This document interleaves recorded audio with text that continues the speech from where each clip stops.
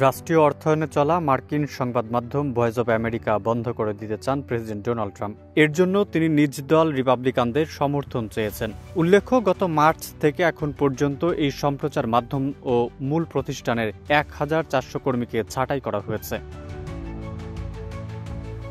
দ্বিতীয় বিশ্বযুদ্ধের সময় নাৎসি প্রচারণার বিরুদ্ধে লড়াই করার জন্য ১৯৪২ সালে চালু হয় ভয়েস অব আমেরিকা। প্রতিষ্ঠানটি পরবর্তীতে ঠান্ডা যুদ্ধের সময় মার্কিনপন্থী প্রোপাগান্ডা ছড়ানোর মূল বাহন হিসেবে কাজ করেছে।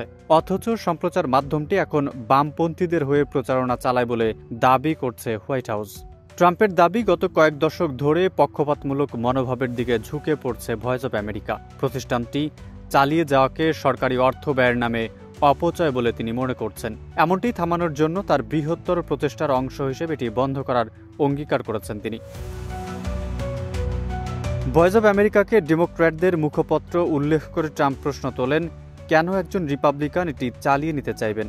সম্প্রচার মাধ্যমটি একটি সম্পূর্ণ বামপন্থী বিপর্যয় বলে উল্লেখ করে তিনি বলেন, কোনো রিপাবলিকানেরই এর টিকিয়ে থাকার জন্য সমর্থন দেওয়া উচিত নয়। এটি বন্ধ করতে ২৫ জুন সামাজিক যোগাযোগ মাধ্যম ট্রুথ সোশ্যালে লিখেছেন ট্রাম্প।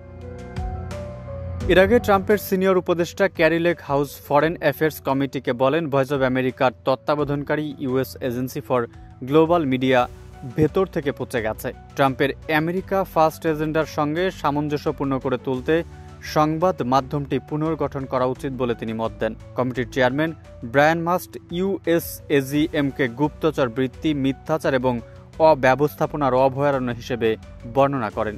যেসব প্রচারণাকে পরাজিত করতে প্রতিষ্ঠানটি তৈরি করা হয়েছিল, সেসব প্রচারণাকে সংস্থাটি প্রচার করেছে বলে তিনি অভিযোগ তুলেছেন। সংস্থাটির বিরুদ্ধে বিদেশি নাগরিকদের নিয়োগের অভিযোগও তিনি এনেছেন। তার দাবি, ওইসব নাগরিকের অনেকে আক্ষরিক অর্থে নিরাপত্তার জন্য ঝুঁকিপূর্ণ। ট্রাম্পের রোষ থেকে বাঁচতে পারছে না সিএনএন এবং নিউ ইয়র্ক টাইমসের মতো সংবাদ মাধ্যমগুলো। সংস্থা দুটির সমালোচনায় তার মুখর হওয়ার কারণ, তারা জানিয়েছে ইরানের যুক্তরাষ্ট্রের সাম্প্রতিক বিমান হামলায় সামান্য ক্ষয়ক্ষতি হয়েছে। ট্রুথ সোশ্যালে তিনি লিখেছেন, ভুয়া খবর প্রচারকারী সিএনএন ব্যর্থ নিউ ইয়র্ক টাইমসের সঙ্গে এক হয়ে ইতিহাসের সবচেয়ে সফল সামরিক হামলাগুলোর একটিকে হেয় করতে চাইছে। ইরানের পারমাণবিক স্থাপনাগুলো পুরোপুরি ধ্বংস হয়ে গেছে বলে দাবি করেন ট্রাম্প। সিএনএন জানিয়েছে, ইরানের ফোর্দো, নাতানজ এবং ইস্পাহান পারমাণবিক স্থাপনাগুলোতে মার্কিন হামলায় দেশটির পারমাণবিক কর্মসূচির মূল উপাদানগুলো ধ্বংস হয়নি। সম্ভবত তা কেবল কয়েক মাসের জন্য পিছিয়ে গেছে।